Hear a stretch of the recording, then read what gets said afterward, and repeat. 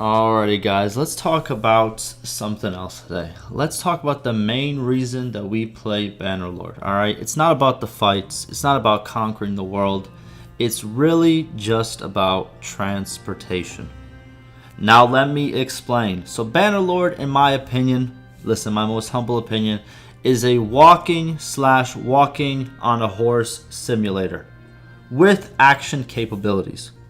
Now before you hate, just stick with me. I have one question for you. When two pieces of land are right there, but not completely right there, what do we use to walk across them? That's right, bridges. And that brings me to my main purpose of this video, bridges. Let's talk about the bridges of Bannerlord. Also, before we get started, go check out the playlist down below, first link down below. Updated Bannerlord content. We have guides, tip videos, fun videos, lore videos, all that is on there. It is getting updated pretty much every single week. Whenever you're watching this, even like 2 years down the line in 2024, it will still be updated, so go check it out. A lot of content, a lot of good stuff, and let's get right into the video. So first of all, there are 64 bridges total on the Bannerlord map, and out of the 64, there are 7 types of bridges. There's first a wooden bridge with an X fence pattern on the side. They're located around the Empire lands and Vlandia. They take about 25 out of the 64 bridges, making it 39% of the bridge population. Next, we have another wood bridge, this time with tree stumps and no railing. These are located on the Azerite and parts of the Southern Empire's land.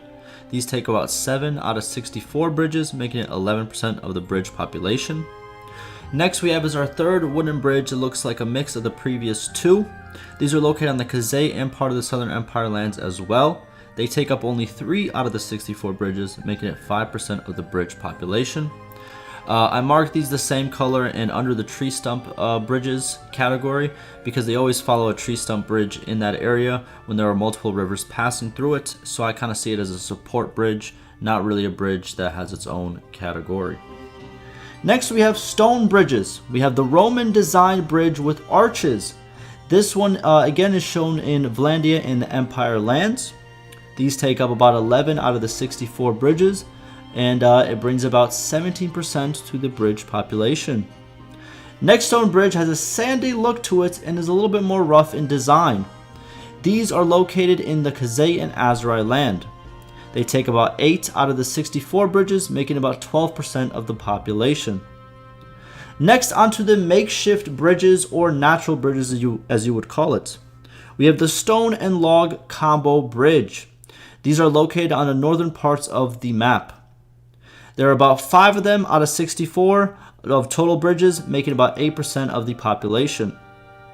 And lastly, we have is the last makeshift bridge, which is just a stone pile, no logs included.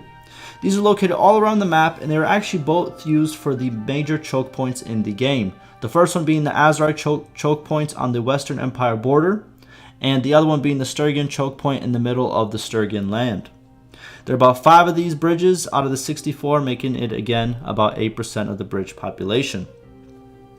Now let's break this down into regions. So we're going to go from least to best, as pretty much, least being the least amount of bridges and best being the most amount of bridges.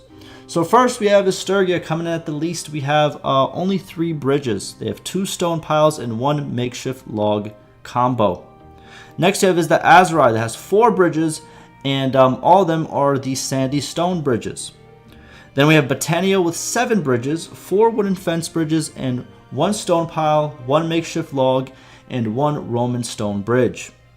Then we have the Western Empire with 8 bridges. We have 4 Roman stone, 2 wooden fence, and 1 stone pile. Then we have Vlandia with 1 more at 9 bridges with 8 wooden fence and 1 Roman stone bridge. Then moving on to the Khazates, they clock in at 10 bridges. We have 4 sandy stone, 4 wooden stump, 1 makeshift log, and 1 stone pile. Next we have is the Southern Empire with 11 bridges, 5 wooden stumps, 4 wooden fences, and 1 Roman stone bridge. And then lastly, with the most and the best, is the Northern Empire at 12 bridges. We have 6 wooden fence, 4 Roman stone, and 2 makeshift logs. Now onto gameplay. Do bridges affect your speed, and do different bridges do different things? The short answer is yes, but let's look into it. So each bridge, apart from two of the bridge types, will incur a forwarding speed penalty based on your scouting level and troop to herd ratio. Before I explain it further, the two bridges that do not have any penalty and you incur no speed penalty from crossing them are the two makeshift bridges, one being the log rock combo and the other one being the rock pile itself.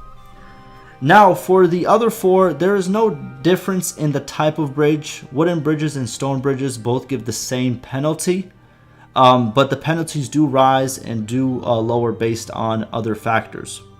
So one is not better or worse.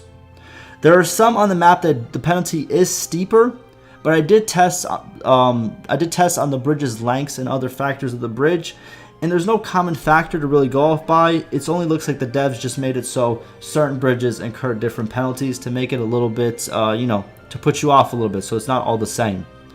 But for the most part, most of the bridges, they carry the same weight. But now let's talk about the two things that affect that. So scouting level is self-explanatory. Higher scouting, faster travel. It's as simple as that.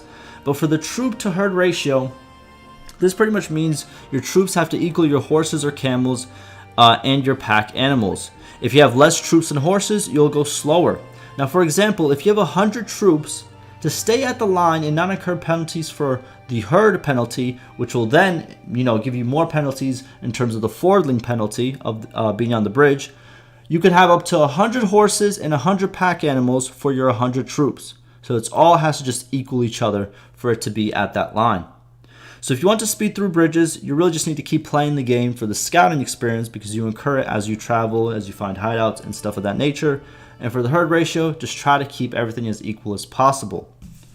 But that pretty much does it for bridges. I went kind of crazy with this video, trying to, make this diagram, make everything kind of like make sense and get all the numbers there. Hopefully you guys like it. Let me know what else you guys want me to talk about, what other concepts. And yeah, it was a fun video to make and hopefully I can make some more. So let me know. And y'all go check out that playlist, man. There's a lot of content on there. It's always getting updated and I do appreciate it. Y'all take care.